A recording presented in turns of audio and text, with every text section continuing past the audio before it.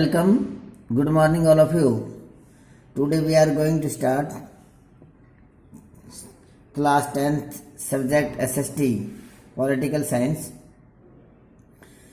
Chapter number first चल रहा था हमारा सत्ता की साझेदारी। तो कल की वीडियो में हमने पढ़ा था कि सत्ता की साझेदारी क्यों जरूरी है, हमें सत्ता क्यों बांटनी चाहिए। आज का हमारा टॉपिक है सत्ता की साझेदारी के रूप, कि हमारी सत्ता की साझेदारी के कौन कौन से रूप हैं। तो आइए सत्ता की साझेदारी के यहाँ पर 4 रूप बताए गए, तो 1 बाय 1 कर इसको डिस्कस करें। नंबर 1 कि सत्ता की साझेदारी यानी किस रूप में बटी हुई होनी चाहिए। नंबर फर्स्ट है कि शासन के विभिन्न अंग जैसे हमारी विधायिका है, कार्यपालिका और न्यायपालिका के बीच सत्ता का बंटवारा रहता है। इसे हम सत्ता का क्षैतिज वितरण कहेंगे। क्षैतिज वितरण माने ऐसे जैसे पूर्व से पश्चिम तक। तो शासन की जो अंग है, हमारे जो सरकार के अंग है, जैसे विधायिका जिसको हम कहते हैं व्यवस्थापिका, कार्यपालिका और न्यायपालिका, इसमें पावर्स अलग अलग बटी हुई होती है, अर्थात पावर किसी एक व्यक्ति के हाथ में नहीं होती। तो इसमें सरकार के विभिन्न अंग एक ही स्तर पर रहकर अपनी अपनी शक्ति का उपयोग करते हैं। ऐसे बंटवारे से यह सुनिश्चित हो जाता है कि कोई भी एक अंग सत्ता का असीमित उपयोग नहीं कर सकता। यानी कोई भी व्यक्ति सत्ता जो है ना, पावर्स का एक व्यक्ति इसका उपयोग नहीं कर सकता, क्योंकि जब पावर्स बढ़ जाएगी, विभिन्न अंगों में बढ़ जाएगी, तो सबका अपना अपना क्षेत्र होगा, अपना जुरिडिक्शन होगा, तो उसमें ही व्यक्ति अपना कार्य करेंगे। हर अंग दूसरे पर अंकुश रखता है, जैसे विधायिका कार्यपालिका पर, कार्यपालिका विधायिका पर और न्यायपालिका इन दोनों पर। इसमें विभिन्न संस्थाओं के बीच सत्ता का संतुलन बनता है। लोकतांत्रिक संस्थाओं के बारे में 9वीं कक्षा में आप पहले ही पढ़ चुके हो। हमने देखा था कि हमारे देश में कार्यपालिक सत्ता का उपयोग, कार्यपालिका ना सत्ता का उपयोग करती रही, उपयोग ना करती है, जरूरी है, पर संसद के अधीन कार्य करती है। ये तो है ही कि कार्यपालिका जो है ना, वे सत्ता का प्रयोग अधिकांश तो करती है, लेकिन वे भी किसके अधीन? कार्यपालिका या हमारे राज्य की विधान मंडल के अधीन। न्यायपालिका की नियुक्ति कार्यपालिका करती है। देखिए कितनी अच्छी बात है। न्यायपालिका की जो नियुक्ति है ना, जैसे न्यायाधीश है, न्यायपालिका को कौन आएंगे? न्यायाधीश। तो न्यायाधीशों की नियुक्ति हम कार्यपालिका करती है, पर न्यायपालिका ही कार्यपालिका पर और विधायिका द्वारा बनाए गए कानून पर अंकुश रखती है। कि न्यायपालिका के जो सदस्य हैं, न्यायपालिका की नियुक्ति कार्यपालिका करती है, लेकिन बाद में जो न्यायपालिका है ना, वही कार्यपालिका और विधायिका द्वारा जो बनाए गए जो कानून है ना, उसके ऊपर क्या रखती है? कंट्रोल रखती है, अंकुश रखती है। इस व्यवस्था को नियंत्रण और संतुलन की व्यवस्था भी कहते हैं। तो ये व्यवस्था कैसे होगी? नियंत्रण और संतुलन की व्यवस्था कहलाती है। तो देखिए इस फर्स्ट टॉपिक्स में हमें क्या जाहिर होता है? इसमें जाहिर होता है कि जो लोकतांत्रिक शासन व्यवस्था है उसमें सत्ता बटी हुई होती है। सत्ता किसी एक व्यक्ति के हाथ में नहीं होती। जैसे हमने शासन के विभिन्न अंग देखे, विधायिका, कार्यपालिका और न्यायपालिका, उनमें सत्ता बटी होती है। अपने अपना उनका जुरिडिक्शन कार्य क्षेत्र होता है जिससे वे कार्य करते हैं। नंबर 2 हमारा सेकंड पॉइंट में देखिए, सरकार के बीच भी विभिन्न स्तरों की सत्ता का बंटवारा हो सकता है। जैसे पूरे देश के लिए एक सामान्य सरकार हो और फिर प्रांत या क्षेत्र स्तर पर अलग अलग सरकार रहे। पूरे देश के लिए बनने वाली ऐसी सामान्य सरकार को अक्सर संघ या केंद्र सरकार कहते हैं। प्रांतीय या क्षेत्रीय स्तर की सरकार को हर जगह अलग अलग नाम से पुकारा जाता है। भारत में हम इन्हें राज्य सरकार कहते हैं। अब देखिए इसमें बताया है कि सरकार का जो बंटवारा है ना, तो सरकार के बीच में जो विभिन्न स्तर है उसमें भी सरकार किस तरह होते हैं। जैसे एक सामान्य सरकार या केंद्र सरकार, और दूसरे राज्यों की सरकार, कहीं कहीं इसको प्रांतीय सरकार या अन्य किसी नाम से क्षेत्रीय सरकार के नाम जाते हैं। तो कहने का अर्थ यहाँ पर है कि सरकार का जो स्तर है ना, वे भी दो स्तर से बटा होता है, या केंद्र सरकार और राज्य सरकार। जैसे आज हमारे भारत देश में आज हम देखते हैं, तो हमारे भारत देश में जैसे एक हमारी भारत सरकार है, माननीय नरेंद्र मोदी जी प्रधानमंत्री हैं, वे भारत सरकार के हेड हैं। दूसरी तरफ हर राज्य में अपनी अपनी सरकार है, जिसे हम राज्य सरकार कहते हैं। यह जरूर नहीं है इसको राज्य सरकार कहे, कहीं पर इसको प्रांतीय सरकार भी बोलते हैं अलग कंट्री में। तो जैसे दूसरे हमारे राजस्थान की सरकार है, जैसे माननीय गहलोत जी की सरकार है, कांग्रेस सरकार है, तो ये एक राज्य सरकार है। तो इट मीन्स जो सरकार है ना, वो डिवाइडेड है, बटी हुई है केंद्र सरकार और राज्य सरकार के अंदर। तो इसको अलग अलग नाम से जान सकते हैं, प्रांतीय सरकार भी कह सकते हैं, क्षेत्रीय सरकार। हर देश में बंटवारा ऐसा ही नहीं है, देश में बंटवारा ऐसा नहीं है। कई देशों में प्रांतीय या क्षेत्रीय सरकारें नहीं हैं। काफ़ी देश ऐसे भी हैं कि जहाँ पर जनरल एक सरकार ही होती है, या उसे कहते हैं केंद्र सरकार ही होती है, दूसरी सरकार होती नहीं है।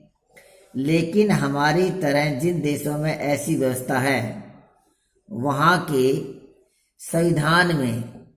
संविधान में अगर देखते तो का स्पष्ट उल्लेख है कि केंद्र और राज्य सरकारों के बीच सत्ता का बंटवारा जिस तरह से होगा, बेल्जियम में भी यही काम हुआ है।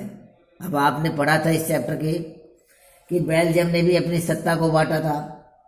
एक तो केंद्र सरकार बांटी थी और दूसरा केंद्र और राज्य में, जिसकी हम रीजनल या प्रांतीय जो है सरकार कहा था। तो बेल्जियम ने भी इसको माना, पर श्रीलंका में नहीं। लेकिन आपको ध्यान हो क्या श्रीलंका में सरकार की स्तर बांटे थे? नहीं, श्रीलंका में तो सिन्हाला भाषा ही बोलने वाले जो लोग थे ना, सारी शक्ति उन्हीं के हाथ में थी। वे तो एक तरह से नाम मात्र का ताना लोकतांत्रिक सरकार था, वे तो एक मनमर्जी का शासन था, वे तो तानाशाही शासन था। तो श्रीलंका में ऐसा नहीं हुआ। राज्य सरकार से नीचे के स्तर की सरकारों के लिए भी ऐसी व्यवस्था हो सकती है। जो हमारी राज्य सरकार है ना, उस राज्य सरकार के नीचे भी ऐसी सरकार होती है। जैसे नगर पालिका और पंचायत ऐसी कही है। जैसे हमारे भारत देश में देख सकते नगर पालिका और पंचायत राज संस्था है, जो हमारा सरकार का एक तीसरा रूप है। कितना है? तीसरा रूप है। उच्चतर और निम्नतर स्तर की सरकारों के बीच सत्ता के ऐसे बंटवारे को ऊर्ध्वाधर वितरण कहा जाता है। ऊर्ध्वाधर खड़ा, जैसे ये पेंसिल खड़ी है ऐसे ऊर्ध्वाधर ना, खड़ा ऊर्ध्वाधर वितरण माना जाता है। हम अगले अध्याय में इस विस्तार से चर्चा करेंगे। जैसे सबसे ऊपर केंद्र सरकार, उसके नीचे राज्य सरकार, उसके नीचे पंचायत राज, तो हो गए ना ऊपर से नीचे, तो इसे कहते हैं हम ऊर्ध्वाधर वितरण। ये था हमारे सरकार का रूप। थर्ड, अब हम इसका जो सरकार का जो रूप है वे देखते हैं कि सत्ता का बंटवारा विभिन्न सामाजिक समूह, मसलन भाषाई और धार्मिक समूह के बीच भी हो सकता है। यानी कि ये जरूरी नहीं है कि सत्ता का रूप केंद्र सरकार, राज्य सरकार या प्रांतीय सरकार या क्षेत्रीय सरकार में बटी हो। इसके अलावा सरकार का रूप ये भी तो हो सकता है क्या कि कोई सामाजिक समूह के आधार पर सरकार बन रही हो, भाषा के आधार पर सरकार बन रही हो, धार्मिक समूह और संस्था के नाम से हो। जैसे इसका अगर उदाहरण लेते हैं सबसे अच्छा, तो बेल्जियम में सामुदायिक सरकार का है। किसका है? सामुदायिक सरकार का। क्योंकि बेल्जियम में जो सामुदायिक सरकार बनी थी ना, वे एक भाषा के आधार पर थी। क्योंकि बेल्जियम के अंदर कुछ लोग फ्रेंच भाषाई थे, कुछ डच बोलने वाले थे और 1% जर्मन थे। तो उसने कहा कि हर भाषा बोलने वाला व्यक्ति अपने एक सामुदायिक सरकार का निर्माण कर सकता है, जिसे अपनी शिक्षा, संस्कृति और अपना विकास कर सकता है। तो सबसे अच्छा जो उदाहरण है बेल्जियम में जो सामुदायिक सरकार है, वे इस प्रकार के तीसरे रूप की सरकार का उदाहरण है। इस व्यवस्था का एक अच्छा उदाहरण है, कुछ देशों के संविधान और कानून में इस बात का प्रावधान है कि सामाजिक रूप से कमजोर समुदाय और महिलाओं को विधायिका और प्रशासन में हिस्सेदारी दी जाए। ये बिल्कुल सत्य है कि कह रहा है कि कुछ देशों के संविधान में ये प्रावधान है, जो गरीब तबके के लोग हैं, गरीब हैं, आर्थिक दृष्टि से सामाजिक रूप से पिछड़ेपन है, उनको सत्ता के अंदर कुछ रिजर्वेशन दिया गया है। जैसे महिलाओं के लिए हमारे विधानसभा में, पंचायत राज में और पार्लियामेंट में कुछ उनकी महिलाओं के लिए सीट रिजर्व है ना। तो ऐसी शासन का रूप बताया गया है। पिछले साल हमने अपने देश के प्रसिद्ध आरक्षित चुनाव क्षेत्र वाली ऐसे ही व्यवस्था के बारे में पढ़ा था। इस तरह की व्यवस्था विधायिका और प्रशासन में अलग अलग सामाजिक समूह को हिस्सेदारी देने के लिए की जाती है, ताकि लोग खुद को शासन से अलग न समझने लगे। अलग समुदाय को भी इसी तरह की सत्ता में उचित हिस्सेदारी दी जाती है। सामाजिक विविधता के शासन में भागीदारी देने की अलग अलग तरीकों पर हम 21 सेकंड में चर्चा करेंगे। ये कह रहे हैं कि जैसे आपने 9th क्लास में पढ़ा था पहले, कि जो हमारे कुछ लोग ऐसे समुदाय जो माइनॉरिटी में हैं, माने अल्पसंख्यक है, जो संख्या में बहुत कम है, तो ऐसे नहीं है कि श्रीलंका की तरह उनको बेगानेपन कर दिया जाए, अगर अर्थात उसको नज़रअंदाज कर दिया जाए, ऐसा नहीं है। यहाँ पर चाहे कोई भी समुदाय, जाति, धर्म, चाहे अल्पसंख्यक हो या बहुसंख्यक हो, लोकतांत्रिक शासन व्यवस्था में सबको साथ लेकर चलने वाला व्यवस्था होती है। तो ऐसी व्यवस्था यानी कि ऐसे भी सत्ता का जो रूप है उसको बांटा जा सकता है। फोर्थ जो पॉइंट है हमारा, यह सत्ता के बंटवारे का एक रूप हम विभिन्न प्रकार के दबाव समूह और आंदोलनों द्वारा शासन को प्रभावित और नियंत्रित करने के तरीके में भी लक्ष्य कर सकते हैं। लोकतंत्र में लोगों के सामने सत्ता के दावेदारों के बीच चुनाव का विकल्प जरूर रहना चाहिए। ये कह रहा है कि जैसे एक रूप ये भी हो सकता है सत्ता का, कि जैसे मान लीजिए जैसे बताया कि क्षेत्र विशेष में कई बार क्या है कि किसी का दबाव समूह होता है, जैसे कोई हो सकता है कोई बिजनेसमैन का हो, कोई जमींदारों का हो, या किसी धर्म जाति संबंधित हो। लेकिन ये दबाव समूह तो हो सकता है, लेकिन हमें ये नहीं कि उसको दबाव समूह में आकर हमें उसको सत्ता बांट देनी चाहिए, हमें सबको साथ लेकर चलना चाहिए वाली बात होता है। लेकिन कई बार ऐसा देखने में आता है कि उस दबाव समूह के द्वारा जब सरकार आ जाती है तो वे अपने जो कार्य है ना वे पहले कराए जाते हैं। समकालीन लोकतांत्रिक व्यवस्था में यह विकल्प विभिन्न पार्टियों के रूप में उपलब्ध होता है ऐसा। पार्टियां सत्ता के लिए आपस में प्रतिस्पर्धा करती है पार्टियां कंपटीशन तो करती है, किसी न किसी ग्रुप को साथ लेकर करती है।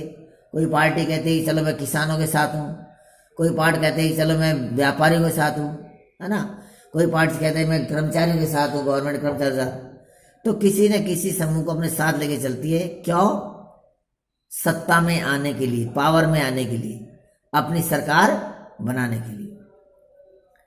सत्ता एक व्यक्ति या समूह के हाथ में न रहे।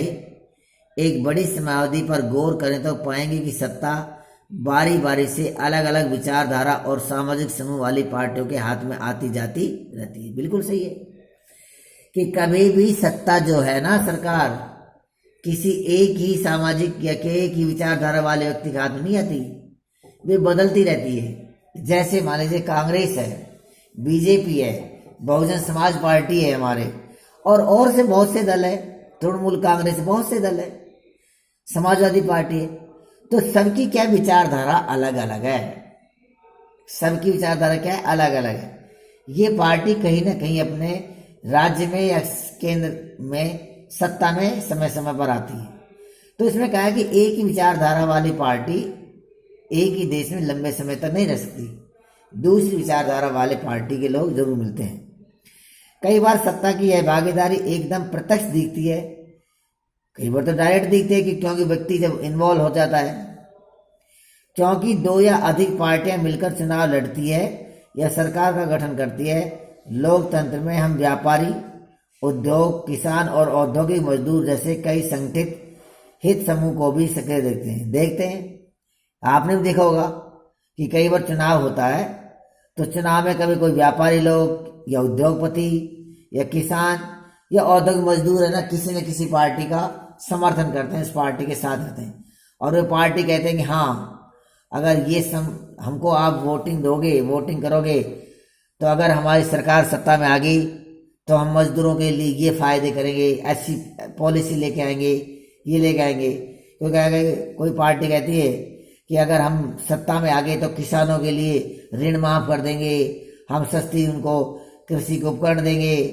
कोई पार्टी कहता है कि व्यापारी के लिए हम टैक्स फ्री करेंगे। ये अपने अपने यानी कि ऐसे घोषणा पत्र जारी करते हैं। राजनीतिक जो मैनिफेस्टो है, चुनावी घोषणा पत्र जारी करते हैं। किस लिए? सत्ता में आने के लिए। सत्ता में आने के लिए इस प्रकार घोषणा करते हैं। तो कई बार तो ये व्यापारी, उद्योगपति, किसान और औद्योगिक मजदूर है ना, यानी कि प्रत्यक्ष रूप से किसी न पार्टी के साथ में जुड़ जाते हैं और खुलकर वे प्रचार प्रसार करते हैं और उसको जिताने के लिए अपना तन मन धन लगाते हैं। तो यही हो गया, उसमें प्रत्यक्ष दिखाई देते हैं। और कई बार क्या होता है कि वे सामने नहीं आते और हिडन रूप से भी उसका क्या करते हैं, सपोर्ट करते हैं। तो ये है कि सत्ता का बंटवारे का, जैसे कई संगठन बताया आपको है ना, सक्रिय दिखाई देते हैं। तो सीधी भागीदारी करके या नीतियों पर अपने सदस्य वर्ग के लाभ के लिए दबाव बनाकर ये समूह भी सत्ता में भागीदारी करते हैं। इकाई 3 में हम राजनीतिक दल, दबाव समूह और सामाजिक आंदोलन की कार्य करने को गौर से करेंगे।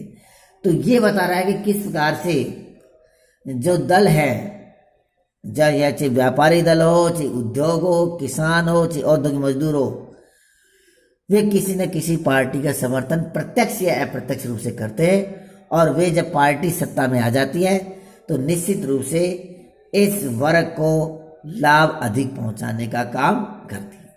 तो ये था आज का वीडियो, हमारी सत्ता की साझेदारी के रूप।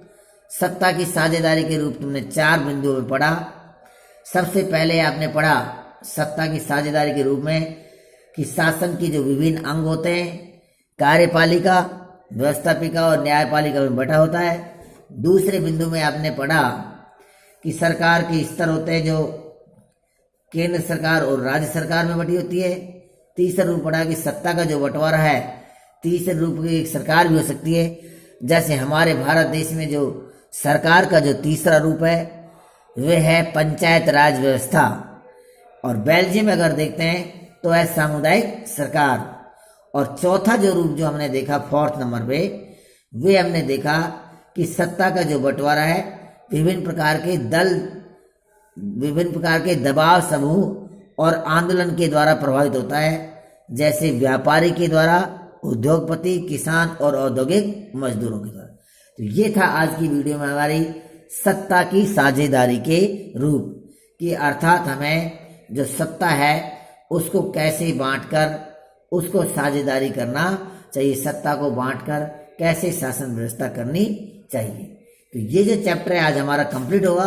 नेक्स्ट वीडियो में हम आपको इसके जो क्वेश्चन आंसर है उस पर डिस्कस करेंगे। और इस सेशन 2021 और 22 में आपके टर्म सिस्टम है तो ऑब्जेक्ट टाइप क्वेश्चन आएंगे। तो आप ऑब्जेक्ट टाइप क्वेश्चन के ऊपर अधिक फोकस डालिए ताकि आपको अधिक उसमें बेनिफिट हो। अगर फिर भी आज की इस वीडियो में या इस चैप्टर में कोई भी प्रॉब्लम्स हो, कोई क्वेरीज हो, तो आप कमेंट्स करना, आपकी हर प्रॉब्लम का सॉल्यूशन किया जाएगा। Okay, thank you, bye bye.